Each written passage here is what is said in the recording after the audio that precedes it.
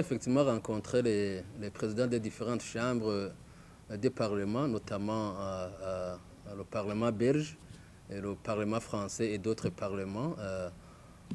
D'abord pour leur faire le point, comme je l'ai dit, sur la situation politico-sécuritaire qui prévaut dans notre pays, mais aussi pour leur demander et de plaider en faveur du peuple burundais pour que leur gouvernement continue à appuyer le peuple burundais parce que, comme vous le savez, c'est à travers les parlements que s'exerce aussi le contrôle de l'action des gouvernements. C'est donc pour leur dire que, en tant que parlementaires, nous avons un trait d'union commun, c'est celui de représenter le peuple. Donc c'était d'abord à ce niveau que nous les avons rencontrés.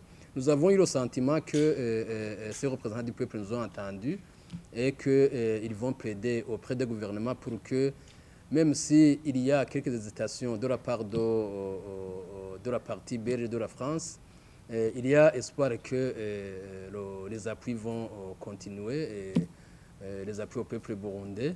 Mais néanmoins, s'ils prenaient la décision de suspendre, comme vous venez de le dire, ce sont des décisions qui sont tout à fait souveraines. Je pense qu'ils nous appuient en tant que pays dans le cadre des relations de coopération que nous avons. Et jusqu'à présent, nous n'avons eu aucune correspondance officielle qui dit qu'ils vont suspendre ou arrêter leurs appuis. Donc, nous gardons espoir. Comme je vous ai dit, nous avons eu le sentiment que les parlementaires vont plaider en faveur du peuple burundais. Mais néanmoins, si cela n'était pas possible, il faut comprendre que ce ne sont pas des appuis dans le cadre d'une indigence, ce sont des appuis dans le cadre d'une coopération.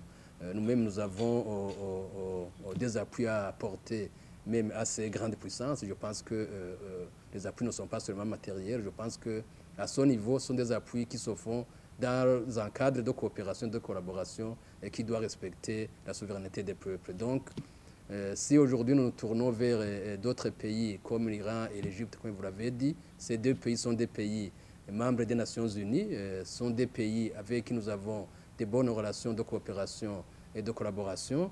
Donc, ça ne veut pas dire que nous tournons le dos aux bailleurs traditionnels, nous gardons les mêmes contacts, mais bien évidemment, il est aussi de la souveraineté d'un pays de tisser les relations de coopération, de collaboration et de développement avec tout pays qui est reconnu par les Nations Unies.